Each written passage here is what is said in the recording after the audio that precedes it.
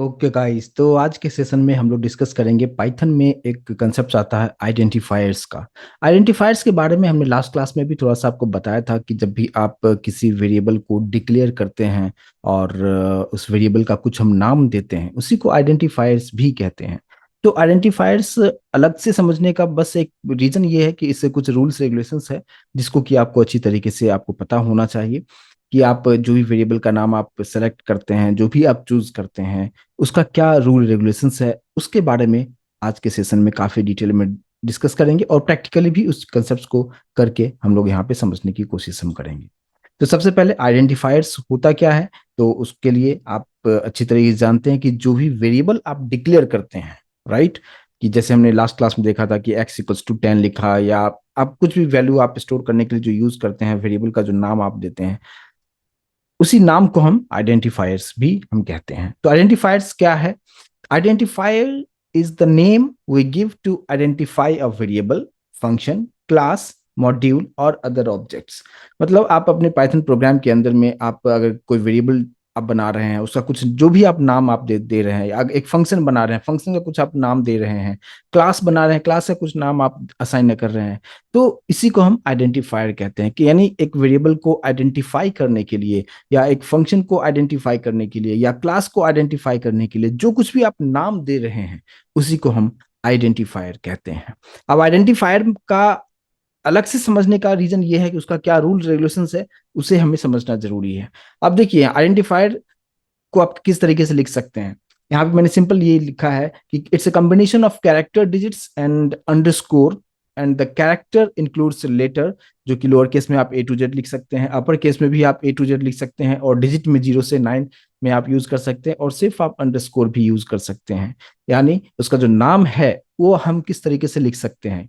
जैसे यहाँ पे combination of character digit and underscore, यानी आप अगर आप ऐसा लिखना चाहते हैं A_, या _A, कुछ इस तरीके से भी आप नाम दे सकते हैं।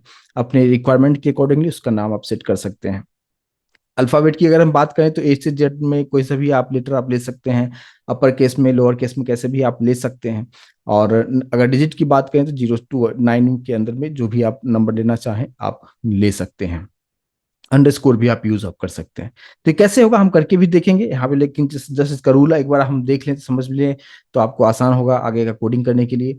एक identifier can not begin with digit. इस बात पे आपको ध्यान देना है कि जो भी आप वेरिएबल का नाम जो आप दे रहे हैं, वो ऐसा नहीं होना चाहिए कि वो डिजिट से स्टार्ट हो।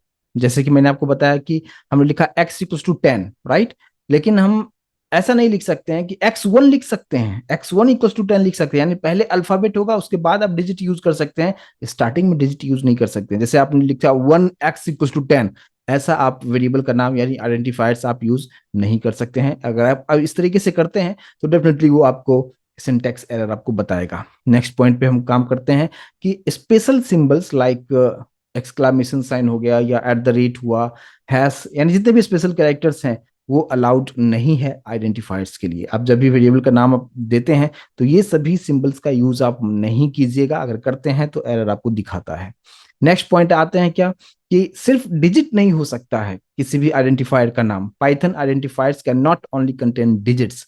मीन्स जैसे मैंने आपको बताया कि x1 हम लिख सकते हैं, x1 = 10 हम लिख सकते हैं, लेकिन सिर्फ 1 = 10 नहीं लिख सकते हैं। यानी वेरिएबल का जो नाम होगा वो हमेशा अल्फाबेट से ही स्टार्ट होगा। फर्स्ट जो कैरेक्टर होगा वो अल्फाबेट होगा।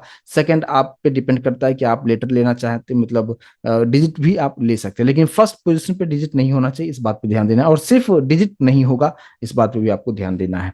नेक्स्ट पॉइंट पे आते हैं क्या, there is no restriction on the length of identifiers, कि इसका लेंथ कोई मैटर नहीं करता, कि आपकी जितना भी आप बड़ा लेंथ आप लेना चाहें वेरिएबल के नाम का आप ले सकते हैं।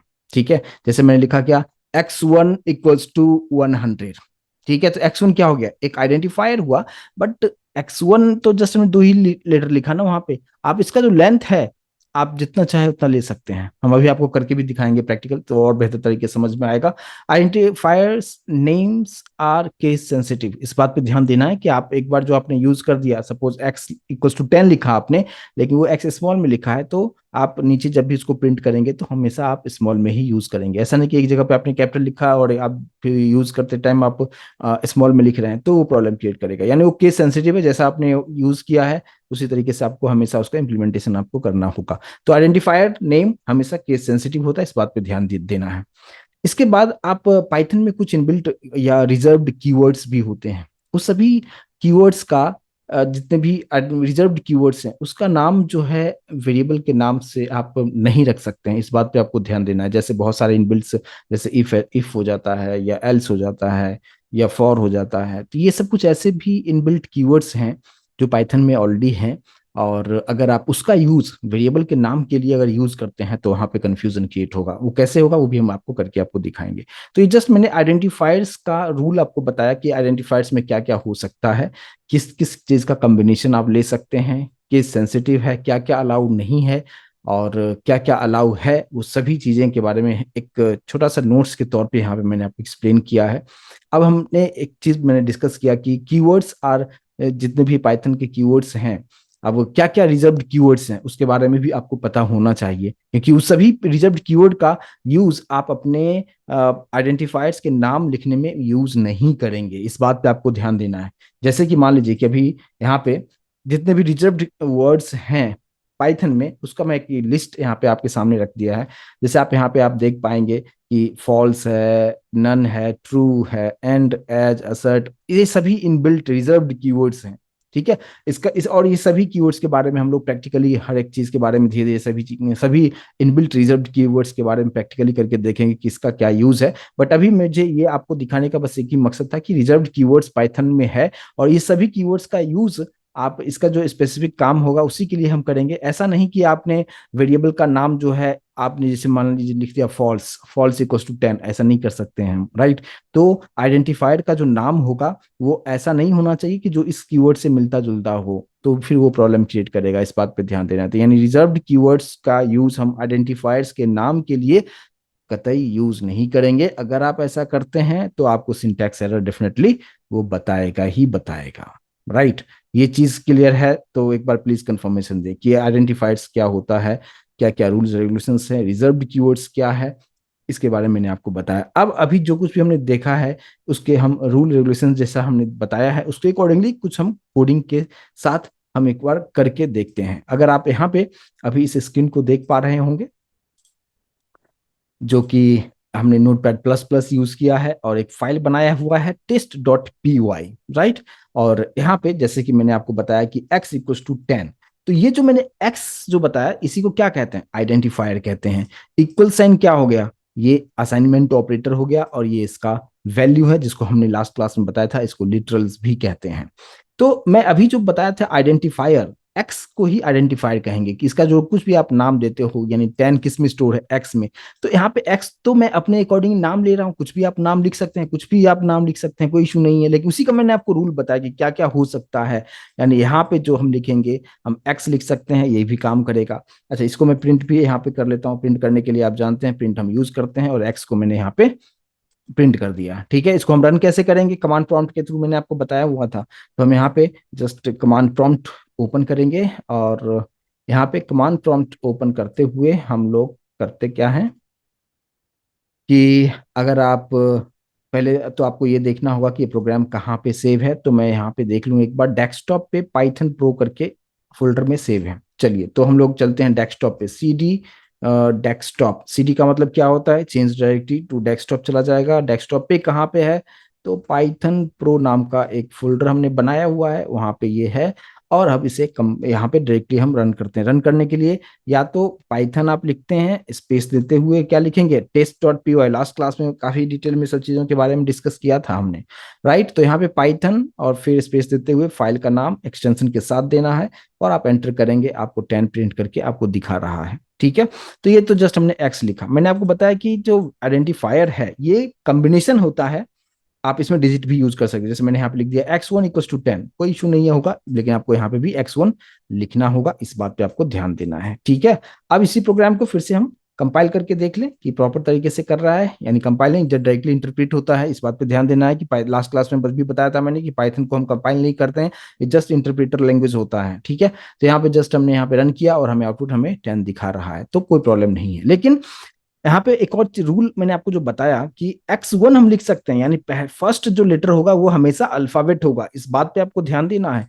लेकिन अगर आपने ऐसा कर दिया 1x = 10 अगर आपने लिखा है और यहाँ पे आप प्रिंट कर रहे हो इसको 1x को अगर आप प्रिंट करते हैं, तो आप देखिए आप यहाँ पे मैंने जैसे हम रन करने की इसको कोशिश करेंगे, यहाँ पे आपको एरर आपको दिखा रहा है ना एरर, और एरर क्लियर लिखा हुआ है, ये देखो इनवैलिड डेसिमल लिटरल, राइट।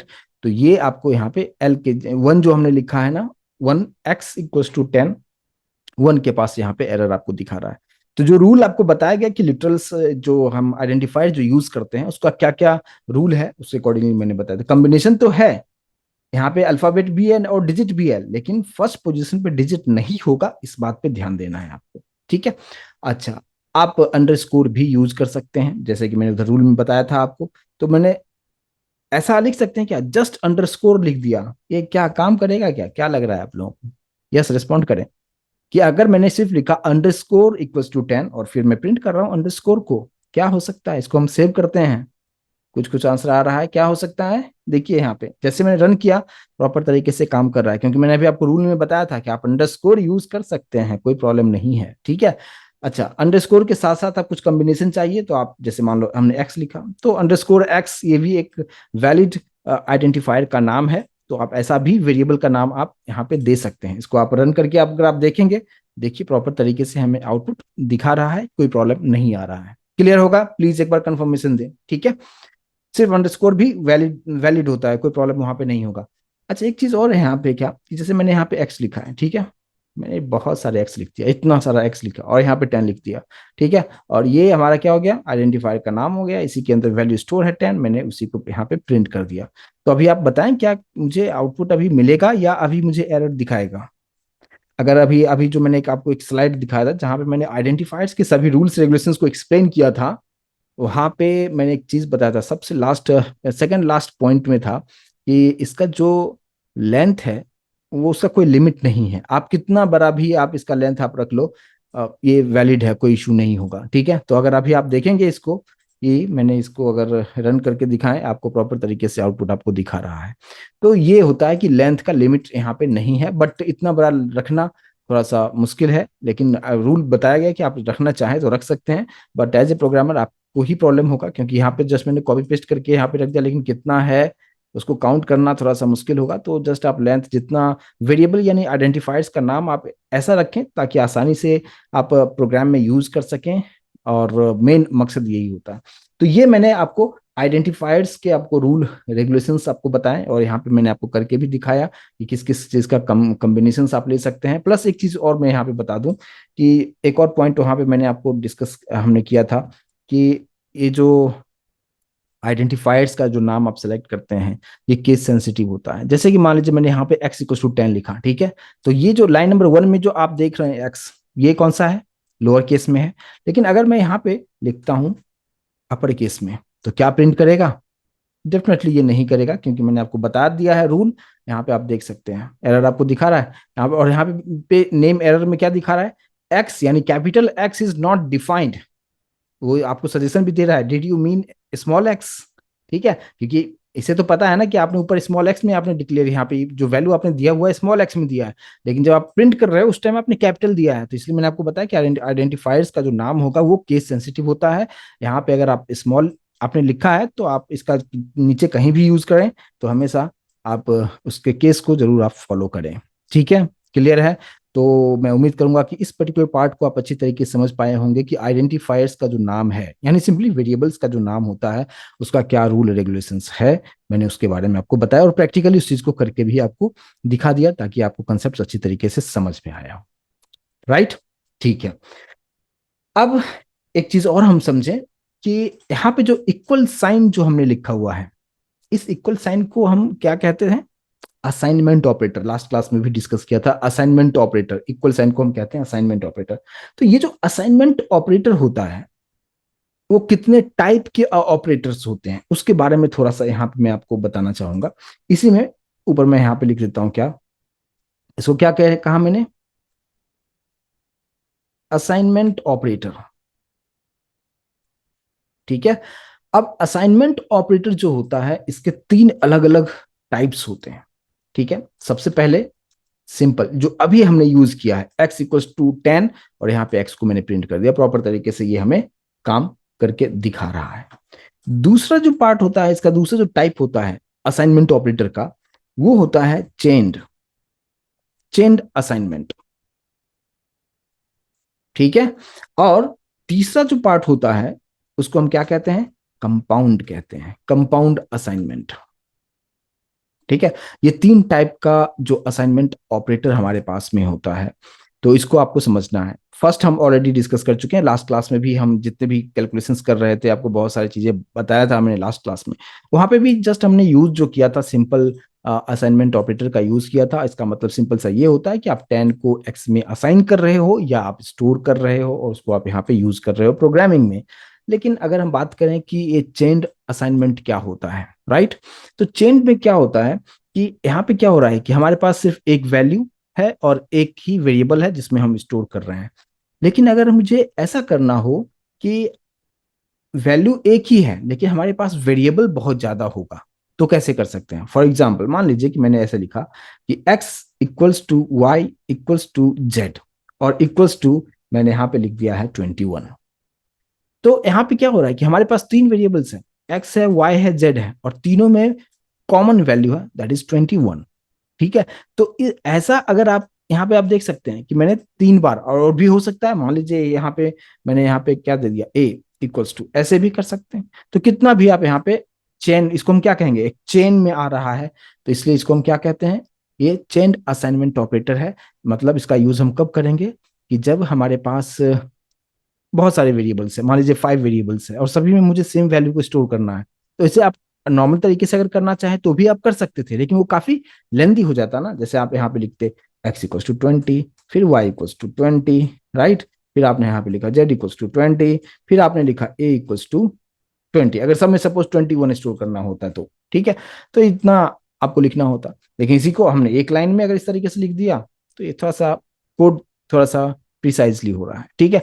तो यहाँ पे आप इस तरीके से भी कर सकते थे, लेकिन चेन्ड असाइनमेंट ऑपरेटर का कंसेप्ट यहाँ पे है पाइथन में, तो आप डायरेक्टली आप इस तरीके से एक लाइन में आप चीजों को कर सकते हैं। अब बात करते हैं कि अगर हमें प्रिंट करने की बात है तो हम प्रिंट की जो 20 है, एक्स में भी है, वाई में भी है, जेड में भी है एंड ए में भी है। तो यहाँ पे अगर मैं इसको प्रिंट करते हैं, कुछ मैसेज के साथ प्रिंट कर दूंगा तो समझ में आएगा, वैल्यू ऑफ एक्स इज, और मैंने आपको बताया था कॉमा कॉन्केट करता है, और यहाँ पे इसी को मैं थोड़ा सा कॉपी करते हुए टाइम को सेव करते हुए कुछ इस तरीके से कर लेते हैं। एक्स हो गया, वाई हो गया, यहाँ पे हमारे पास जेड है, और यहाँ पे हमने ए हमने रख दिया है। ठीक है। और यहाँ पे आप वैल्यू जो वेरिएबल का जो नाम है, यहाँ पे वाई कर देते हैं, यहाँ पे हमारे पास जेड है, और यहाँ पे हमारे पास ए है।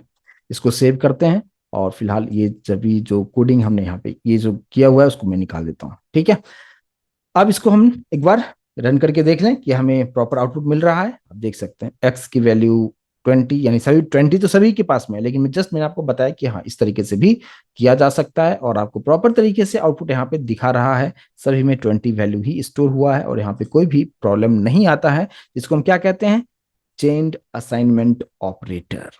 राइट। तो दो ऑपरेटर हमने देख लिया, एक सिंपल असाइनमेंट ऑपरेटर जहां पे सिर्फ एक बार हम इक्वल साइन यूज हम करते हैं, लेकिन यहाँ पे आप मल्टीपल वेरिएबल्स है, सभी में हम सेम वैल्यू को स्टोर करना हो तो कुछ इस तरीके से सिंगल लाइन में आप असाइन कर सकते हैं वैल्यू को। राइट। क्लियर होगा, प्लीज एक बार कंफर्मेशन दीजिएगा। ठीक है। ओके। अब एक और टाइप था हमारे पास में, कौन था नाम, उसका नाम क्या था, कंपाउंड असाइनमेंट। कंपाउंड असाइनमेंट में क्या होता है कि हम कुछ अर्थमेटिक ऑपरेटर के साथ चीजों को यूज हम करते हैं। मेरे कहने का मतलब कि जैसे कि मान लीजिए कि हमने अभी यहाँ पे क्या रखा कि x = 10, राइट, लेकिन अब मैं चाह रहा हूं क्या कि इसमें ऐसे करना है, x += 2 कर दिया। तो अब देखिएगा ये जो मैंने लिखा फर्स्ट लाइन नंबर में, ये कौन सा इक्वल साइन जो मैंने यहाँ पे लिखा असाइनमेंट, ये कौन सा हो गया, ये हो गया सिंपल असाइनमेंट ऑपरेटर। लेकिन ये जो आप देख रहे हैं लाइन नंबर 2 में प्लस के साथ इक्वल साइन आया है, तो इसी को हम कहते हैं क्या, कंपाउंड असाइनमेंट। ठीक है, इस बात पे ध्यान दीजिएगा। इसको क्या कहेंगे ये, और यहाँ पे प्लस भी हो सकता है, माइनस भी हो सकता है, मल्टीप्लीकेशन हो सकता है, डिवीजन हो सकता है, कुछ इस तरीके से। ठीक है, तो जस्ट मैं यहाँ पे एक एग्जांपल के साथ आपको समझाने की कोशिश कर रहा हूँ। यानी किसी भी अर्थमेटिक ऑपरेटर, यानी प्लस माइनस मल्टीप्लीकेशन डिवीजन के साथ अगर आप इक्वल साइन का एक बार आप यूज आप इस तरीके से करते हैं, तो इसको हम क्या कहेंगे, कंपाउंड असाइनमेंट ऑपरेटर हम कहते हैं। ठीक है, अगर आप इसका रन करके भी मैं आपको दिखाऊं, तो यहाँ पे क्या हो जाएगा, एक्स की जो वैल्यू है मैं प्रिंट कर रहा हूं यहाँ पे, तो ये क्या करता है, ये ऐड कर देगा। प्लस इक्वल टू 2 लिखा, तो एक्स का जो भी इनिशियल वैल्यू होगा उसमें 2 का एडिशन हो जाएगा। और अब अगर मैं यहाँ पे प्रोग्राम को रन करके देखें, तो आप देख सकते हैं the value of x is 12 आपको दिखा रहा है। आप सेम उसी तरीके से आप यहाँ पे माइनस भी आप करके आप देख सकते हैं। यहाँ पे इसको हम रन करते हैं, यहाँ पे आप देखेंगे कि एक्स इज 8 हो चुका है, 2 का डिक्रीमेंट हो चुका है। ठीक है, तो कुछ मैंने यहाँ पे असाइनमेंट ऑपरेटर के बारे में आपको यहाँ पे बताने की कोशिश किया। मैं उम्मीद करूंगा कि इस कंसेप्ट को आप अच्छी तरीके से समझ पाए होंगे। यहाँ तक क्लियर है? प्लीज कंफर्मेशन दे यहाँ तक। ठीक है, ओके। अब मूव करते हैं नेक्स्ट पार्ट पे, और वो ये है कि जैसे कि मान लीजिए कि अभी आइडेंटिफाइड समझ में आ गया अगर आपको, और असाइनमेंट के बारे में आप समझ गए, रूल रेगुलेशंस आप समझ गए।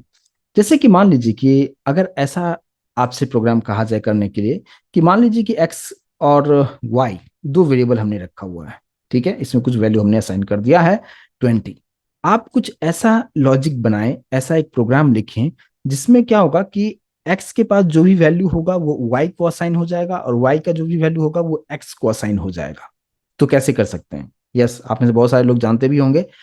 तो क्या क्या हो सकता है, तो यहाँ पे क्या हो सकता है, यहाँ पे देखिए, इस कंसेप्ट को क्या स्वैपिंग कहते हैं। मतलब एक्स की वैल्यू वाई को, वाई की वैल्यू एक्स को असाइन करना, इसको हम स्वैपिंग कहेंगे। तो कैसे कर सकते हैं, कुछ लोग आंसर कर रहे हैं। देखिए यहाँ पे क्या कैसे हम कर सकते हैं, पहले मैं यहाँ पे एक व्हाइट बोर्ड आपसे शेयर करूंगा, और फिर वहां पे चीजों को एक्सप्लेन करूंगा, आप बेहतर तरीके से इस कंसेप्ट को समझ पाएंगे। देखिए, अभी सपोज हमारे पास है एक्स की वैल्यू 10 है और वाई की वैल्यू 20 है। क्लियर है? राइट। तो ये इंटरनली किस तरीके से स्टोर हो रहा है उस पर हम थोड़ा सा यहाँ पे समझने की अगर हम कोशिश करें, तो देखिए, जैसे कि मान लीजिए कि ये जो है, ये है एक्स का कंटेनर, और ये है वाई का कंटेनर। राइट, दो हमारे पास में कंटेनर है। अब यहाँ पे इसका नाम देता हूं, ये एक्स है और ये वाई है। इसमें क्या है, इसमें हमारे पास 10 है और इसमें हमारे पास 20 है। कैसे किया जा सकता है? Yes, anyone having any idea क्या हो सकता है, कैसे कर सकते हैं? अच्छा देखिए, एक सिंपल सा मैं एक एग्जांपल आपके साथ रखना चाहूंगा। जैसे कि मान लीजिए कि आप अभी जहाँ पे भी आप बैठ रहे हैं और इस सेशन को आप अटेंड कर रहे हैं, अगर आपसे ये कहा जाए कि आपके पास दो ग्लास है, और एक ग्लास में दूध है, दूसरे ग्लास में पानी है। ठीक है, और दोनों में फुल है ग्लास, जो है एक एक में पानी फुल है, एक दूसरे ग्लास में दूध फुल है। और आपसे ये कहा जाएगा कि दूध वाले ग्लास में से दूध को निकालो और पानी वाले ग्लास में रखो, और पानी वाला जो ग्लास है उसमें पानी जो भी है उसको निकाल के दूध वाले ग्लास में रखो। तो आप कैसे करेंगे, कैसे कर सकते हैं? यस, राइट राइट, कुछ अच्छे, बिल्कुल अच्छे आंसर दे रहे हैं। देखिए यहाँ पे क्या करना होगा आपको, एक तीसरा कंटेनर आपको चाहिए, एक थर्ड ग्लास आपको चाहिए कंपलसरी तौर पे। राइट, ऐसे ही करेंगे ना, क्योंकि आपको मिक्स नहीं करना है, दूध और पानी को मिक्स नहीं करना है। आपको क्या करना है कि उसका, और उसका लोकेशन पोजीशन भी चेंज नहीं करना है। हमें पूरा ग्लास खाली करना है, उसमें डालना है। तो हमें क्या करना होगा, यहाँ पे एक्स्ट्रा एक थर्ड ग्लास हमें लेना होगा। ठीक है, तो यहाँ पे मैं कुछ उसी तरीके से यहाँ पे चीजों को मैं कर रहा हूँ। तो देखिए अभी मैंने क्या किया, एक और मैंने थर्ड एक ले लिया ग्लास, और यहाँ पे ग्लास मतलब क्या, कंटेनर हो गया, और जिसका नाम मैंने यहाँ पे दे दिया जेड। ठीक है, तो अब आप क्या देखेंगे कि जो जेड हमने लिया है वो कंप्लीटली एम्प्टी है, इसमें कुछ भी हमने स्टोर अभी नहीं किया हुआ है, खाली है। अब मेरा टारगेट क्या है, मेरा टारगेट ये है कि 10 आना चाहिए इसमें, यानी वाई में, और 20 जाना चाहिए एक्स में। तो सबसे पहले आपको यहाँ पे क्या करना होगा कि, क्या कर सकते हैं? यस, बिल्कुल। यहाँ पे हम क्या कर सकते हैं कि ये जो 10 है ना, इसको हम जेड में रख दें। यहाँ पे मैंने 10 को रख दिया जो कि खाली था, अब इसके पास z हो गया। अब सभी लोग प्लीज आंसर जरूर कीजिएगा कि अगर हमने x की वैल्यू को अगर हमने z में असाइन कर दिया तो आप बताएं कि अब x के पास कौन सी वैल्यू है। यस, क्या हो सकता है? यस, कुछ लोग बोल रहे हैं कि यस खाली हो गया, ये एम्प्टी हो गया, एक्स एम्प्टी हो गया। बहुत सारे लोग एम्प्टी बता रहे हैं, क्या हो सकता है? एम्प्टी होगा या कुछ वैल्यू रहेगा इसके पास? यस, डेफिनेटली नहीं रहेगा, राइट राइट। चलिए देखिए, इस बस यही मेन कंसेप्ट को मुझे समझाना था कि अगर आपने एक वेरिएबल की वैल्यू आप दूसरे वेरिएबल में आप असाइन करते हैं तो उस वक्त कॉपी पेस्ट होता है, इस बात पे ध्यान देना है आपको। मतलब एक्स के पास जो 10 था वो जेड में तो आया है, लेकिन यहाँ पे भी है, इस बात पे ध्यान देना है। ग्लास की तरफ बात नहीं करना है, समझना है। जो एग्जांपल मैंने आपको इसलिए समझाया थी ताकि आप ये आंसर करें कर पाए कि यस मुझे थर्ड ग्लास की जरूरत है, तो इसलिए मैंने थर्ड वेरिएबल तो ले लिया। लेकिन यहाँ पे जैसे वहां पे ग्लास खाली हो जाता है, यहाँ पे खाली नहीं होता है। यहाँ पे असाइन जब भी होता है किसी वेरिएबल की वैल्यू किसी दूसरे वेरिएबल में आप असाइन करते हो, एट द टाइम वहां पे वैल्यू का कॉपी पेस्ट होता है। मतलब यहाँ भी 10 है और यहाँ भी 10 है। ये इस बात को सभी लोग समझ पाए कि यहाँ पे प्रोग्रामिंग में इंटरनली क्या होता है, इस चीज को समझना जरूरी है, राइट। ओके, अब आप ये समझ चुके हैं कि यहाँ पे कॉपी पेस्ट होता है, मतलब एक्स के पास भी यहाँ पे 10 है। इतना आपको क्लियर समझ में आया होगा। अब हम क्या करेंगे, तो ये जो मैंने यहाँ पे ये किया कि एक्स की वैल्यू को जेड में स्टोर किया, तो अब आपको इसको इक्वेशन में हम कैसे लिखेंगे इस बात पे भी आपको बताना होगा। कैसे हम लिखेंगे, यहाँ पे हमने एक्स की वैल्यू को असाइन किया है किसमें, जेड में, तो इक्वेशन हमें क्या लिखना चाहिए? एक्स की वैल्यू हम असाइन कर रहे हैं जेड में, राइट। क्या लिखना चाहिए हमें? क्या लिखना चाहिए? Z equals to x. तो यहाँ पे क्या होगा, जो लोग बोल रहे हैं x equals to z, x z, यहाँ पे आपको ये सिंपल सा मैथमेटिक्स है, इसमें मैं क्या बताऊं एक्सप्लेन करूं। यहाँ पे सिंपल से ये समझना है कि जो राइट हैंड साइड में होता है वो वैल्यू होता है, और वो किस में जा रहा है वो हमेशा हम लेफ्ट हैंड साइड में लिखते हैं इक्वल साइन के, ठीक है। तो एक्स का मतलब क्या हो गया, एक्स की वैल्यू क्या है 10, ये असाइन होगा जेड को। हम एक्स इक्वल्स टू जेड नहीं लिखेंगे, जेड इक्वल्स टू एक्स लिखेंगे, इस बात पे ध्यान दीजिएगा, ठीक है। ये सिंपल सा मैथमेटिक्स है जो कि आपने 4-5 स्टैंडर्ड में सीखे होंगे, ठीक है। तो हमेशा जब यहाँ पे आप अगर आप देखो ऊपर, अगर जिनको नहीं समझ में आ रहा है यहाँ यहाँ के थ्रू आप इस चीज को समझिए कि एक्स इक्वल्स टू 10 आपने लिखा है, तो इसका मतलब क्या है कि 10 जो है किस में असाइन है, एक्स में, ठीक है। तो 10 एक्स में असाइन है, तो सेम उसी तरीके से मुझे क्या करना था, एक्स की वैल्यू असाइन करना था किसमें, जेड में। तो एक्स की वैल्यू हमारे पास कितना है 10, तो 10 किसको असाइन हो जाएगा, जेड में। तो ये फर्स्ट इक्वेशन आपको ये यूज करना होगा, ठीक है। अब सेकंड वाले पार्ट पे आते हैं। सेकंड वाले पार्ट में अब मुझे क्या करना है कि मुझे यहाँ पे y की वैल्यू x में असाइन करना है। इस बात पे ध्यान देना है, y की वैल्यू किसको असाइन करना है, x में असाइन करना है। लेकिन यहाँ पे पहले से 10 है, तो यहाँ पे क्या हो जाता है, ये ओवरराइड हो जाता है। ओवरराइड का मतलब क्या होगा कि ये ओवरराइड हुआ, इसका मतलब क्या होगा कि अब ये जो पार्ट हो गया यहाँ पे ये हमारे पास हो जाएगा कितना, ये अब 20 हो जाएगा, 10 नहीं होगा। लेकिन अब फिर से मेरा सवाल आपसे ये होगा कि क्या y की वैल्यू जब आपने x को असाइन कर दिया तो यहाँ पे खाली तो नहीं हुआ ना, यहाँ भी 20 अभी भी है, इस बात पे ध्यान देना है आपको, ठीक है। तो अब आपको इस इक्वेशन को हम कैसे लिखेंगे कि y की वैल्यू को असाइन किया x में, तो हम यहाँ पे क्या लिखेंगे इक्वेशन, सभी लोग यहाँ पे रिस्पॉन्ड करें, क्या लिखना चाहिए, y की वैल्यू असाइन हो गया x में, तो आपको सिंपली लिखना क्या होगा, yes I am waiting for the answer, कुछ लोग आंसर कर रहे हैं। तो जिसमें असाइन करते हैं उसको हम किधर रखते हैं, लेफ्ट हैंड साइड में। तो हम किस में असाइन कर रहे हैं, एक्स में असाइन कर रहे हैं, किसकी वैल्यू, वाई की वैल्यू। तो यहाँ पे वाई की वैल्यू किस में असाइन हो जाएगा, एक्स में असाइन हो जाएगा, राइट। तो ये पार्ट यहां तक मैं उम्मीद करूंगा कि इसको अभी आप समझ पाए होंगे, राइट।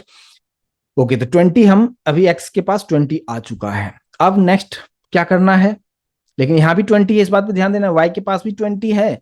अब ये जो हमने इधर जेड की, ये एक्स की जो वैल्यू हमने यहाँ पे 10 रख दिया था, अब इस 10 को इस वाई में असाइन आप कर दीजिए, ठीक है। मीन्स इस 10 को हम क्या यहाँ असाइन कर देंगे, वाई के पास। तो यहाँ पे हमारे पास जो पहले 20 था ये ओवरराइड हो जाएगा और जो न्यू वैल्यू होगा वो कौन सा हो जाएगा, 10 हो जाएगा। अब इसको इक्वेशन में हम कैसे लिखेंगे कि जेड की वैल्यू असाइन किया किसको, वाई को। तो हम यहाँ पे क्या लिखेंगे कि जेड की वैल्यू जो हमारे पास में है असाइन हो रहा है किसमें, वाई में है ना। तो y इक्वल्स टू हमने z लिखा, ठीक है। तो यहाँ पे क्या हो जाएगा कि z की वैल्यू कितना था हमारे पास, z की वैल्यू 10 था, तो 10 असाइन हो जाएगा किसमें, y में। तो ये जो इक्वेशन यहाँ पे जो हमारे पास बन के आया है, राइट, ये इक्वेशन पे आपको फोकस होना है। और ये जो इक्वेशन है, इस इक्वेशन के हेल्प से आप वैल्यू को स्वैप कर सकते हैं। और अभी आप यहाँ पे देखेंगे कि पहले जो हमारे पास में था x की वैल्यू 10 और y की वैल्यू 20, अब हो चुका है x में 10 हो चुका है और y में सॉरी x में 20 हो चुका है और y में 10 हो चुका है। समझ में आ रहा है? तो प्लीज एक बार कंफर्मेशन दें कि ये इक्वेशन किस तरीके से काम कर रहा है। ये अच्छी तरीके से समझ में आया कि कैसे हो रहा है। यानी आपको एक्स्ट्रा वेरिएबल तो लेना है, लेकिन मैंने ये सिंपल सी चीजें, सभी लोग मैक्सिमम लोग इस चीज को समझ रहे थे, सभी लोग बोल रहे थे कि यस यूजिंग थर्ड वेरिएबल हम कर सकते हैं। लेकिन यहाँ पे बताने, मैंने जो पूछा आपसे कि एक्स की वैल्यू अगर इधर चला जाए तो इसके पास क्या होगा, तो मैक्सिमम 90% स्टूडेंट्स ऐसे थे जो बता रहे थे कि ये खाली हो गया। और ये मुझे एक्चुअली यही मुझे समझाना था, और मैं उम्मीद करूंगा कि अभी आप लोग समझ पाए होंगे। प्लीज एक बार कंफर्मेशन दीजिएगा, यहाँ तक क्लियर है, राइट। अब ये जो पार्ट हुआ कि z equals to x, x equals to y और y इक्वल्स टू जेड, अगर आप जैसे आप लिखते हैं वो प्रॉपर तरीके से वैल्यू को स्वैप कर देगा। इसको हम रन करके देख लें एक बार। यस, तो अगर आप इसको रन करके अगर आप यहाँ पे देखेंगे तो सिंपल तरीके से आपको क्या करना होगा कि ये इस इक्वेशन का आप यूज आप कर लीजिए। कैसे यूज आप करेंगे, जो इक्वेशन मैंने यहाँ पे लिखा है सेम इसी इक्वेशन को आपको कोडिंग में यूज करना है, ठीक है। अभी मैं वापस से आपके साथ में ले आया हूं कोडिंग वाला पेज, राइट, ठीक है। अब यहाँ पे हमारे पास वैल्यू तो दिया हुआ है, और अभी जो मैंने इक्वेशन जो आपको बना के दिखाया था कि किस तरीके से हो रहा है, बस वो इक्वेशन डाल दीजिए। जेड इक्वल्स टू एक्स हमने रखा, और इसके बाद फिर सेकंड इक्वेशन क्या था, एक्स इक्वल्स टू वाई, और थर्ड वाला जो पार्ट था वाई इक्वल्स टू यहाँ पे जेड, जेड की वैल्यू वाई में असाइन कर दी। बस ये इक्वेशन हमने लिख दिया है। और अब आप यहाँ पे आप प्रिंट कर दें, मैं कुछ ऐसा मैसेज देता हूँ क्या, कि new value of x is, x को प्रिंट कर दिया है, और यहाँ पे कॉपी करते हुए यहाँ पे न्यू वैल्यू ऑफ वाई, और यहाँ पे वाई को प्रिंट कर दिया है। इसको हम सेव करते हैं, और सेव करके आप 10 और 20 आप देख रहे हैं जो गिवन वैल्यू है यहाँ पे, आप इसको रन करके आप देखिए। अब आप देखेंगे कि x की वैल्यू जो पहले यहाँ पे 10 था, दोनों स्क्रीन मैंने यहाँ पे सामने रखा है ताकि आप अच्छी तरीके से समझ पाए। यहाँ पे देखें x 10 था जो गिवन वैल्यू था, बट अब x जो है हमने इस इक्वेशन के हेल्प से x की वैल्यू अब 20 हो चुका है। y की वैल्यू पहले कितना था, 20, लेकिन अब यहाँ पे 10 हो चुका है। और ये आप वैल्यू आप कोई भी यहाँ पे ले सकते हैं, जैसे मान लीजिए कि मैंने यहाँ पे दे दिया 45, मैंने यहाँ पे दे दिया 96। इसको आप सेव कीजिए और फिर आप यहाँ पे इसको रन करके देखिए। एक्स की वैल्यू पहले कितना था 45, अब कितना हो गया, हो चुका है 96। दूसरा कितना था 96, हो चुका है 45। तो एक्सचेंज हुआ कि या नहीं हुआ, समझ में आ रहा है? प्लीज एक बार कंफर्मेशन दें। तो ये जो इक्वेशन होता है इसी को हम क्या कहते हैं, स्वैपिंग करने के लिए आप तीसरा वेरिएबल यूज करते हुए इस चीज को आप कर सकते हैं। और मैं उम्मीद करूंगा कि इस कंसेप्ट को आप अच्छी तरीके से समझ पाए होंगे, राइट, क्लियर है यहाँ तक। लेकिन इंटरव्यू में आप जाते हैं तो ये सवाल तो कभी कभी रहता है, लेकिन आपसे ये पूछा जाता है कि अगर हमें एक वेरिएबल की वैल्यू दूसरे में अगर असाइन करना हो, यानी स्वैपिंग करना हो, लेकिन विदाउट यूजिंग थर्ड वेरिएबल, तो कैसे हम कर सकते हैं, राइट। यहाँ पे हमने क्या यूज किया, हमने थर्ड वेरिएबल को यूज किया ना, हमने हमने यहाँ पे इस व्हाइट बोर्ड को अगर मैं आपके सामने अगर मैं शेयर करूं तो यहाँ पे मैंने आपको क्या बताया कि आपको थर्ड वेरिएबल यानी ये इसकी जरूरत पड़ गई, जेड की जरूरत थी हमें, राइट। लेकिन अब ये सवाल ये है कि नहीं, अब मुझे इसकी जरूरत नहीं है, नहीं इसका यूज हमें नहीं करना है, तो हम कैसे कर सकते हैं, उस पर हम लोग यहाँ पे समझते हैं। देखिए, इसके लिए हम क्या करेंगे यहाँ पे, मान लीजिए कि हमने यहाँ पे अभी जो हमारे पास वैल्यू है इसी को लेते हुए हम लोग काम करते हैं। देखिए, अगर मैं थोड़ा सा इसको सेपरेट कर देता हूं कुछ इस तरीके से, हमारे पास जो इक्वेशन हमने यूज किया था ये वाला पार्ट, इसकी जगह पे हम एक इक्वेशन ऐसा लिखेंगे, x equals to x plus y y equals to x minus y and again x equals to x minus y. ये तीन इक्वेशन यूज किया इसकी जगह पे, जहां पे z इक्वल्स टू एक्स लिखा था, x इक्वल्स टू वाई लिखा था, y इक्वल्स टू z लिखा था, ये भी तीन इक्वेशन है। इसकी जगह पे मैंने ये लिख दिया।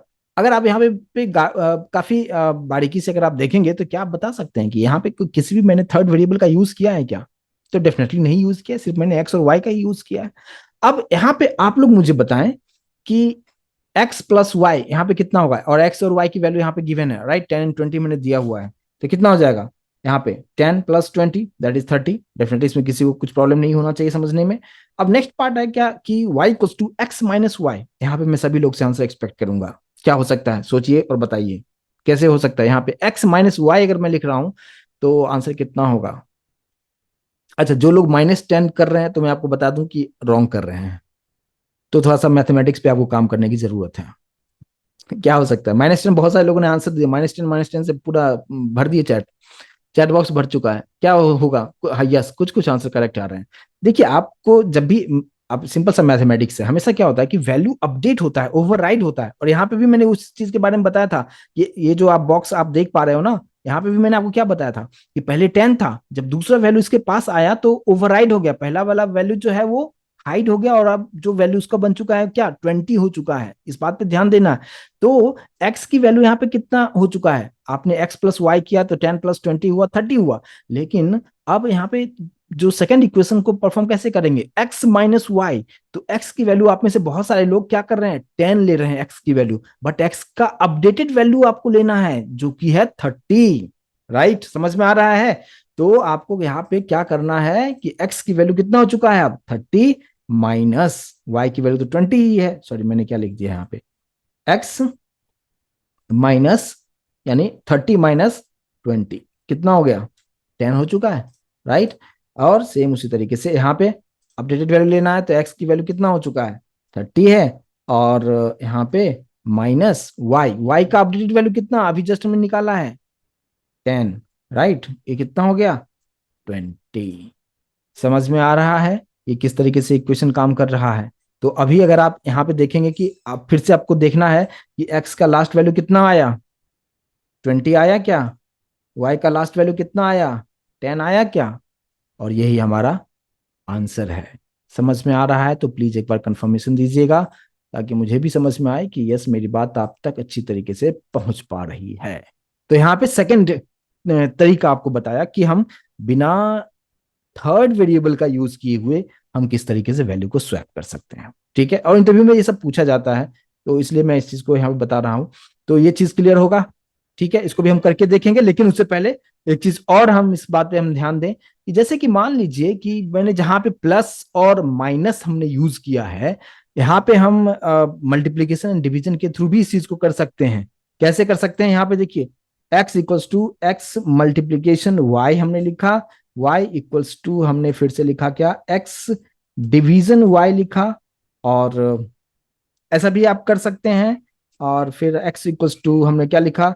x डिवीजन y यहाँ पे हमने दे दिया। ठीक है, अगर यहाँ पे अभी अगर आप देखेंगे तो कितना हो जाएगा? जल्दी जल्दी आंसर बताइए। x इंटू वाई, 10 × 20 कितना हो जाएगा? 10 × 20 200 होगा क्या? राइट। फिर यहाँ पे कितना हो जाएगा? 200 डिवाइड, और y कितना है? 20, कितना हो गया? 10 हो गया क्या? फिर से अगर आप यहाँ पे देखेंगे, x की वैल्यू हमारे पास कितना है?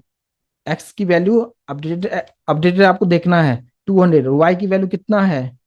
y की वैल्यू अभी जस्ट हमने फाइंड किया है 10, ये कितना हो गया? 20 हुआ क्या?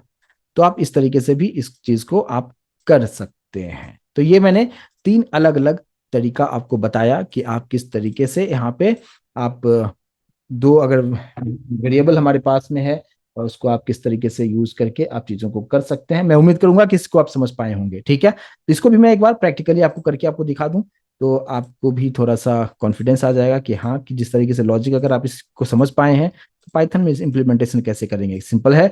बस यहाँ पे हमने क्या लिख दिया? X equals to x plus y, y equals to x minus y, और फिर हमने क्या लिख दिया? X equals to again x minus y लिख दिया। और यहाँ पे आप बाकी की चीजों को हमें चेंज करने की कोई जरूरत तो है नहीं, और जस्ट हम यहाँ पे कंपाइल नहीं, डायरेक्टली हम रन करते हैं, और आप एक्स की वैल्यू आप देख सकते हैं चेंज हुआ या नहीं हुआ। एक्स पहले 45 था, अब 96 हो चुका है, वाई 96 था, अब 45 हो चुका है। और ये होता है, आप इस तरीके से आप कोई भी गिवन वैल्यू अगर है उसको स्वैप करना हो तो आप इस तरीके से आप यहाँ पे यूज कर सकते हैं। क्लियर होगा यहाँ तक? तो प्लीज एक बार कंफर्मेशन दे। अब यहाँ पे एक कंसेप्ट और हम समझने की यहाँ पे कोशिश हम करते हैं क्या, कि जैसे कि मान लीजिए कि अभी हमने लिखा क्या, कि x इक्वल्स टू हमने 10 लिखा, ठीक है। इसका जो एक प्रिंट करने का जो फॉर्मेट अभी तक जो हमने देखा है वो ये देखा है कि जस्ट हमने प्रिंट लिखा, और हमने अगर कुछ मैसेज के साथ देना हो तो हमने क्या लिखा, वैल्यू ऑफ x इज, और यहाँ पे डबल कोड के बाहर आके यहाँ पे कॉमा देते हुए x हमने लिखा था। राइट, ये आप अच्छी तरीके से समझते हैं, लास्ट क्लास में इस पे बहुत ही बारीकी से मैंने आपको एक्सप्लेन किया था हर एक चीज के बारे में। अब इसको हम रन करके देखते हैं, आपको आउटपुट प्रॉपर तरीके से दिखा रहा है, the value of x is 10, proper हमें आंसर हमें दिखा रहा है, इसमें कोई प्रॉब्लम नहीं है। लेकिन इसी चीज को प्रिंट करने का यहाँ पे एक और तरीका हमारे पास में है, जिसको हम कहते हैं रिप्लेसमेंट ऑपरेटर। रिप्लेसमेंट ऑपरेटर क्या होता है, देखिए यहाँ पे हमें क्या करना है कि the value of x is, यहाँ पे कॉमा यूज नहीं करना है, और डबल कोट के अंदर ही आप ये ऐसा साइन सिंबल आप यूज आप करेंगे, ठीक है।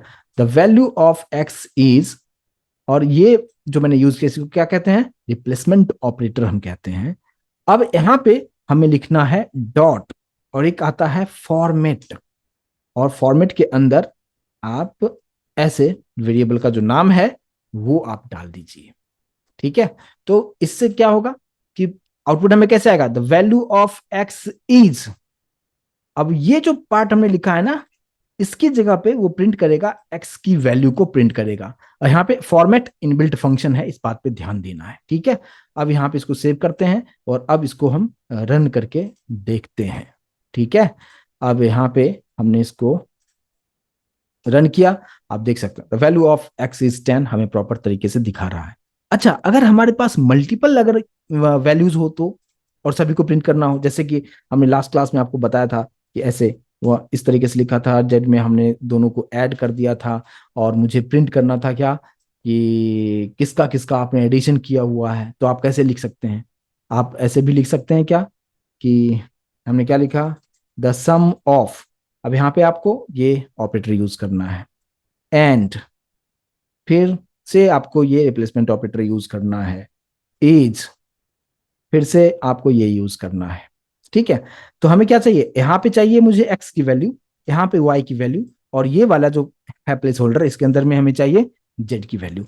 अब यहाँ पे मैंने आपको क्या बताया, कॉमा यूज नहीं करना है, यहाँ पे हमें क्या यूज करना है, डॉट यूज करना है। हम लिखना क्या है, फॉर्मेट, ब्रैकेट में यहाँ पे क्या किसकी किसकी वैल्यू, और जो सीक्वेंस होगा उसको फॉलो करना है आपको।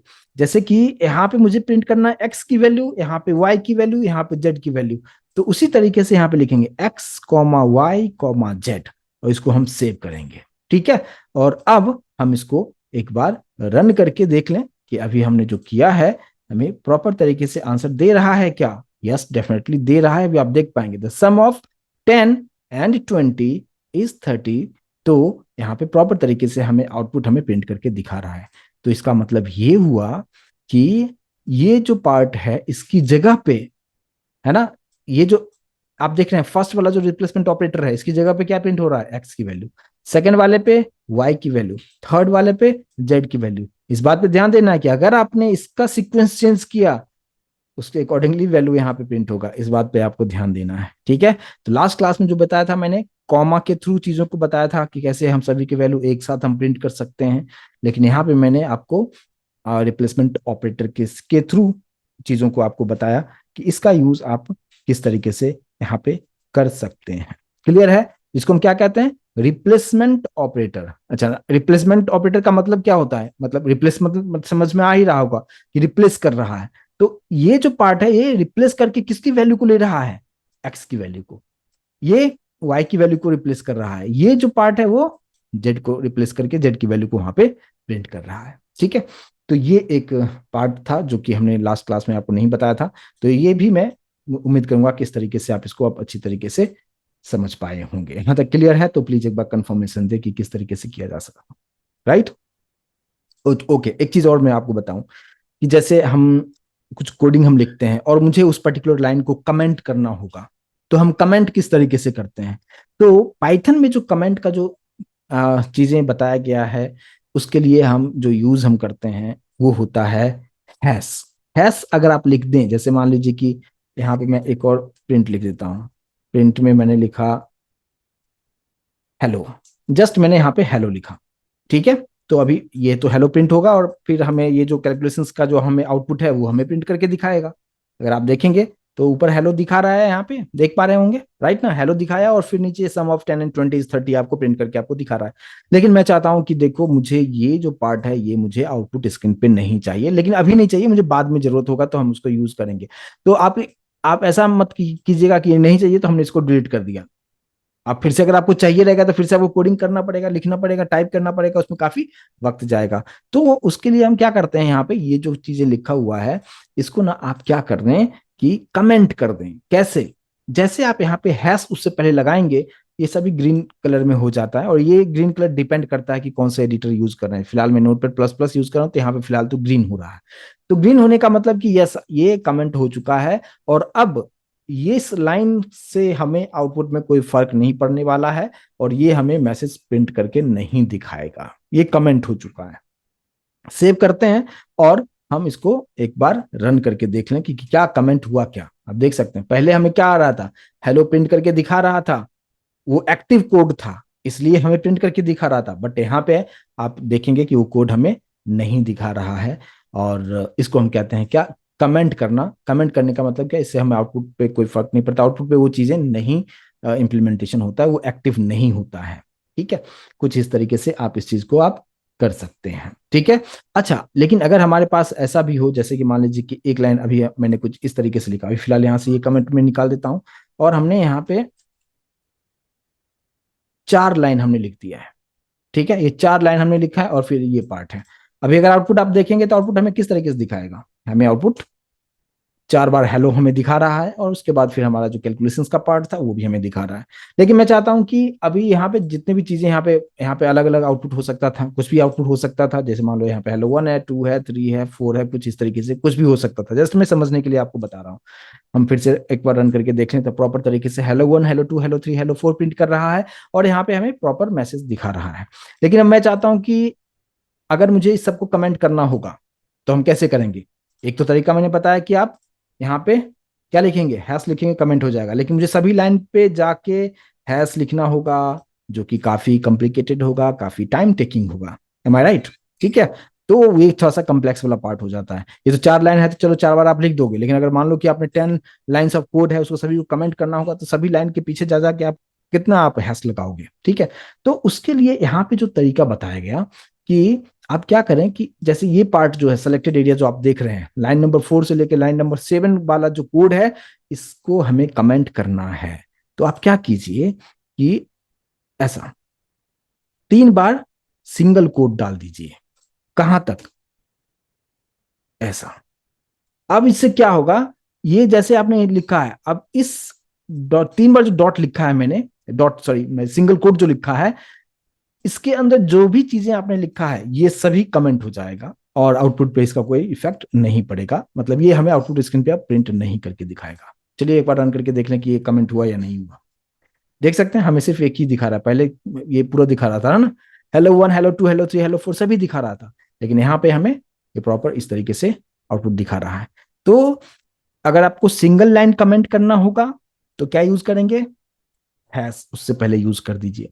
मल्टी लाइन कमेंट करना होगा, बहुत सारे लाइन है तो जहां से स्टार्ट करना है, 3 आप सिंगल कोट डाल दीजिए, कहां तक करना है उसको एंड कर दीजिए, बस। अब ये पार्ट जो होगा ये डीएक्टिवेट हो जाएगा, इसके इससे आपका प्रोग्राम पे कुछ इफेक्ट नहीं होगा, ये हमारे आउटपुट स्क्रीन पे नहीं देखने को मिलेगा। तो ये होता है कमेंट करने का कुछ तरीका, मैंने आपको बताया, यही मेनली 2 तरीका हम करते हैं पाइथन में, कि सिंगल कोट 3 बार आप यूज कीजिए, मल्टी कमेंट हो जाए, मल्टी लाइन कमेंट हो जाएगा। एक सिंगल लाइन को कमेंट करना होगा तो आप सिंपल हैश आप यूज करके आप उसको आप कर सकते हैं। ठीक है, तो ये पार्ट मैं उम्मीद करूंगा कि इसको आप अच्छी तरीके से समझ पाए होंगे, और इसको आप अच्छी तरीके से प्रैक्टिस आप करके आप देखें। मैंने स्वैपिंग के बारे में आपको बताया क्या है, आइडेंटिफायर्स के बारे में आपको बताया कि उसका क्या रूल रेगुलेशंस है, क्या आप वेरिएबल का जो नाम आप देते हैं, यानी ये जो एक्स है, वाई है और जेड जो मैंने यूज किया है, इसी को हम क्या कहेंगे, ये आइडेंटिफायर्स है। आप क्या क्या रिजर्व्ड कीवर्ड्स हैं उसके बारे में मैंने आपको यहाँ पे थोड़ा सा बताया। रिजर्व्ड कीवर्ड को जो मैंने आपको बताया, जो लिस्ट आपको दिखाया था